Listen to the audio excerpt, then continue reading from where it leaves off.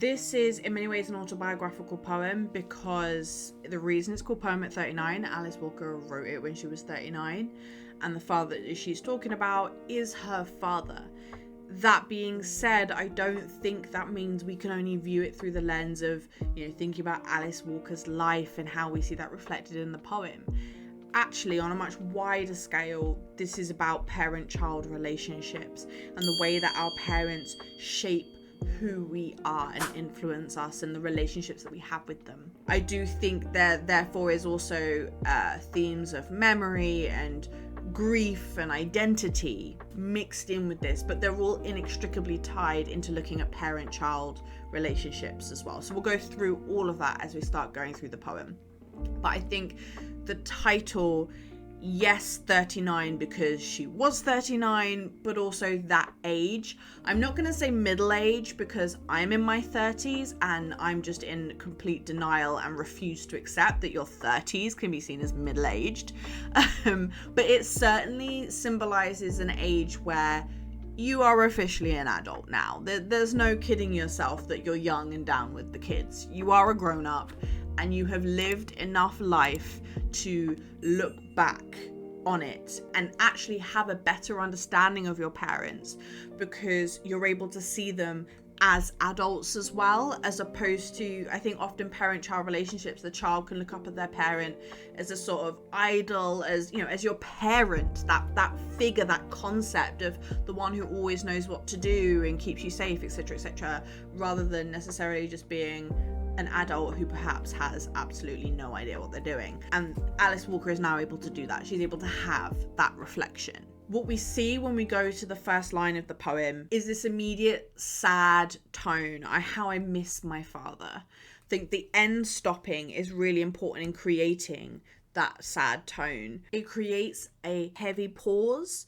Now, this poem has a lot of enjambment in it that is about trying to make it feel like thoughts coming out slowly, like she's slowly thinking and reflecting on things. And so it has a very natural flow to it, like someone just sort of thinking out loud. And we would call this a stream of consciousness because it's essentially like a sort of internal monologue. It doesn't have that overly crafted style of someone thinking through everything and really planning out what they're saying. So I think that short sentence with the end stopping makes it feel like that's her overarching feeling before all else, that she misses him. When she then says, I wish he had not been so tired when I was born, there's a couple of different things to pick out here.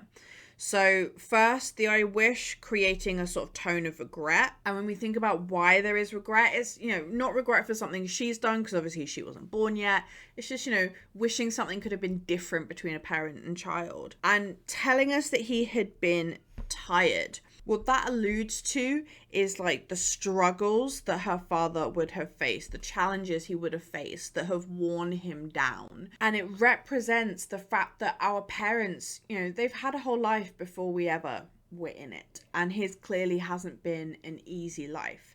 And so that juxtaposition between him being tired, he's lived a life and it's been tough, and her being born, she hasn't lived any life yet, widens the gap between them. They're not starting from an easy place, even though, she hasn't done anything. She's just been born. There's already this challenge that she's entering into that I think that I wish suggests impacted their relationship. The tone of regret could be a regret of how the challenges her father had in life impacted their relationship.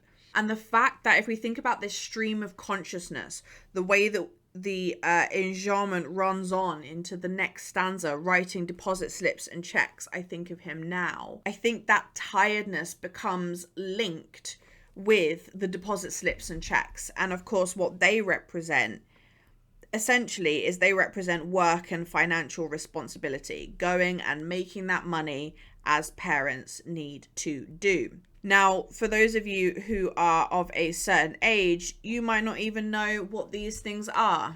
Don't worry, just quick explainer. Back in the day when you did not have computers to do anything, If you wanted to put your money from your job in the bank, you needed to do it with paper, you needed a deposit slip. If you got paid money, you were paid it on a piece of paper called a check and you deposited it. So don't stress too much about what is a deposit slip, what is a check. Key point is they symbolize money.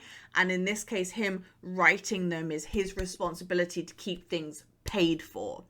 He has bills to pay and so on and so forth.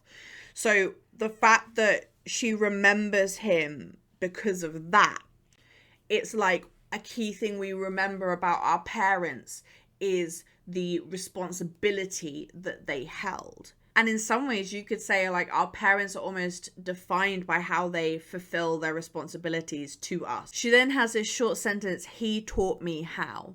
So he taught her how to write deposit slips and checks. You might be thinking, okay, well, what can I say about that? The language is so simple and so plain. And I don't disagree with you, but I think there is a reason for that, and we'll be able to come back to that in a second. We can take this sentence almost at its face value. In addition to meeting his parental responsibilities in, keeping the lights on, Dad's another responsibility he met was educating his daughter and preparing her for the wider world out there. When it says, this is the form, he must have said, the way it is done. What's interesting about that conditional of he must have said, if we think about the theme of memory, it reflects the imperfectness of memory. She can't remember things he outright said. And so in a way, she is, because of imperfect memory, having to create a version of him herself. Like, he didn't actually necessarily say these things, but because she knows him as a whole, she can sort of imagine what he would have said. There's two aspects of that are kind of quite complicated philosophical things, if you think about it. It's how we create someone, how we build someone up in our memories is inherently imperfect because we can't remember everything, but is also a subject to our own just sort of imagination. We assume how they would have presented things, assume what they would have said. It also becomes the way that she speaks about him very telling of who does she think that he is? How does she think? What does she think he is like? If we think about the way that the language is, like I was saying before, it's very simple, it's very plain. And when you look at that, this is the form, the way it is done. The declaratives, very certain. And so I think that the way she's written the opening to this poem has echoes of how her father would have spoken. Someone who was not about flowery language. It was to the point, it was simple, but also with a strong air of authority, which I think is what we've got in these lines. This is the form, the way it is done. So the picture she's building of this father up to this point is very much someone who is about meeting their responsibilities, making sure their children know how to meet their responsibilities, and is a very strong authority figure, but also someone who has faced some challenges. And that's what we're going to keep seeing in this next section of this stanza, where she says, I learned to see bits of paper as a way to escape the life he knew, and even in high school had a savings account. The bits of paper line is interesting, and I think there's a couple of ways to interpret that. If we start with the more sort of autobiographical argument that we could make, the bits of paper could be an allusion to the fact that she is a writer, and the fact that she quite literally makes her living by writing on pages and having paper with her novels printed on it. It could also be a way of referring more widely to money, because of course cash is also on paper as well, but by referring it to it as bits of paper, she's using that understatement in order to suggest that she didn't see the value in it in the way that her father did. She doesn't have the same value as her father in how she views money, reflecting the way parents and children can be different. But at the same time, the fact that this bits of paper is within a line where she says, I learned to see bits of paper as a way to escape the life he knew. We've got a juxtaposition between something that seems quite trivial, bits of paper, versus something that seems incredibly significant, escaping a particular life. Now, I think that undervaluing of bits of paper with escape, she does not want to live his life. If you're wanting to escape something, yes, it denotes you want to get away. And in this case, it's from getting away from her father's life. This is all an allusion to the way parents want their children's lives to be better than their own, and that she is aware of the particular hardship from a young age that her father is facing. So even if she doesn't necessarily value these bits of paper in the way that others do, she is able to recognize their importance because her father has taught her that importance. That's why we have this even in high school had a savings account. Now, the even in high school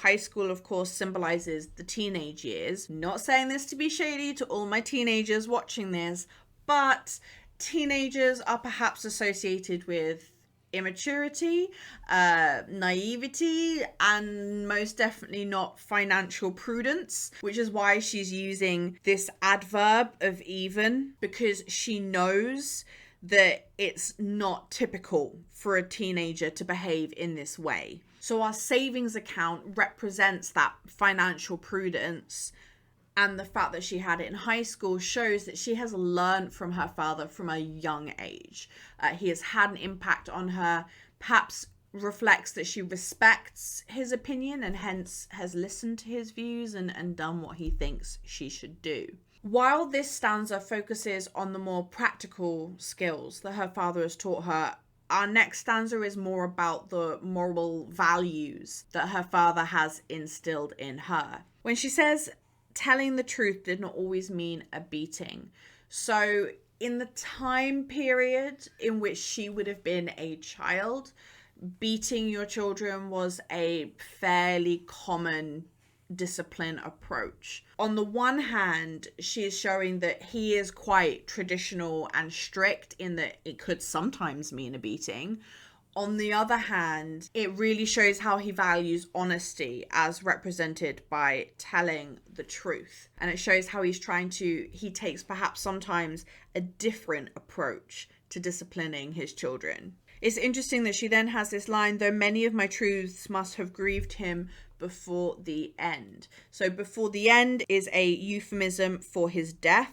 The fact that she has to phrase it in that way might suggest that she doesn't feel ready to sort of say it out loud. It feels too sad to properly just say before he died. And when she says my truths, again, autobiographical element, it could be alluding to the fact that she was bisexual, and perhaps therefore alluding to the really common homophobia that would have existed at the time that she was a young person, and that perhaps her father didn't accept that. Even without that autobiographical element, though, it's just this reflecting this idea of like my truths being her values. And so for them to have grieved him, it's referring to the way that, parents and children don't necessarily always agree. So it's like in this stanza, we had a way in which he impacted her and gave her a particular value and she really followed it and listened to it.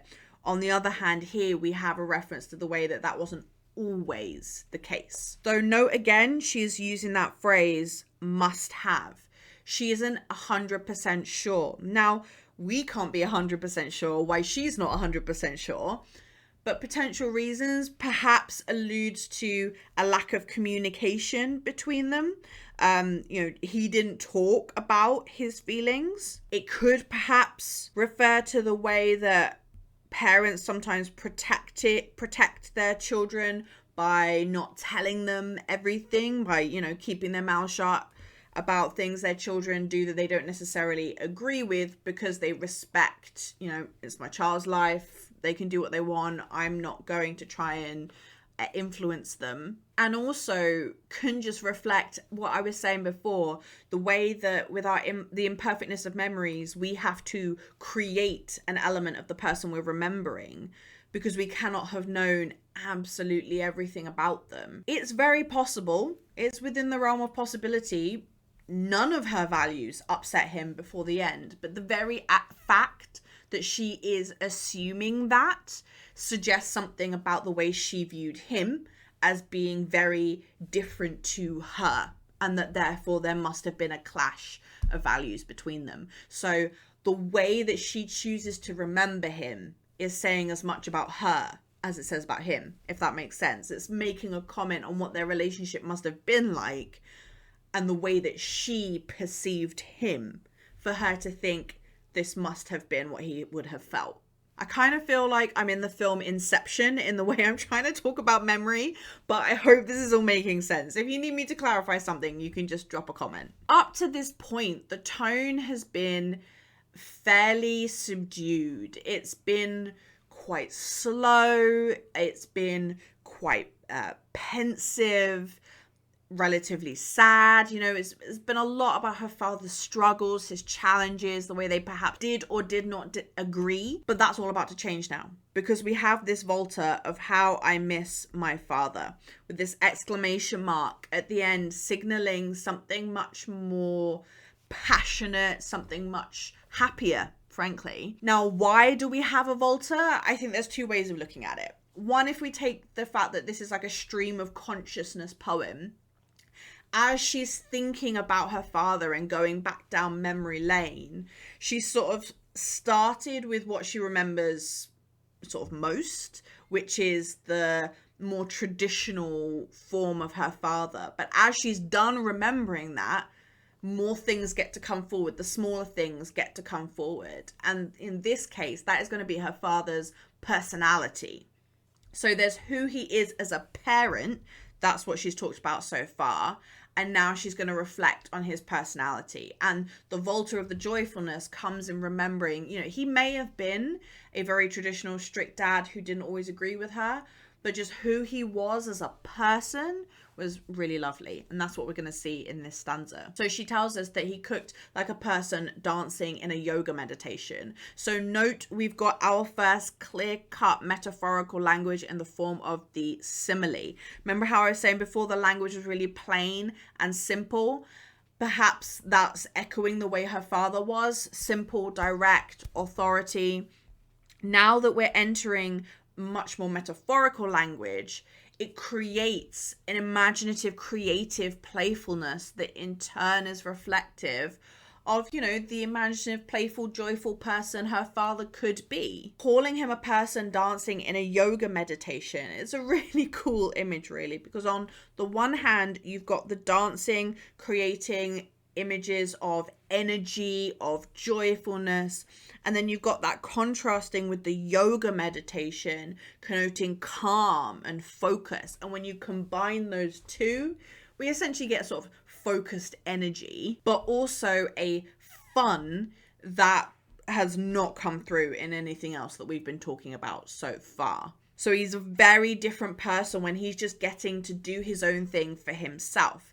That being said, he's not a selfish person by any stretch, because we're told that he craved the voluptuous sharing of good food. Now, craved denotes an intense desire for something, but what he's craving is not just the food itself, because that's typically how you use crave. You talk about craving a particular food.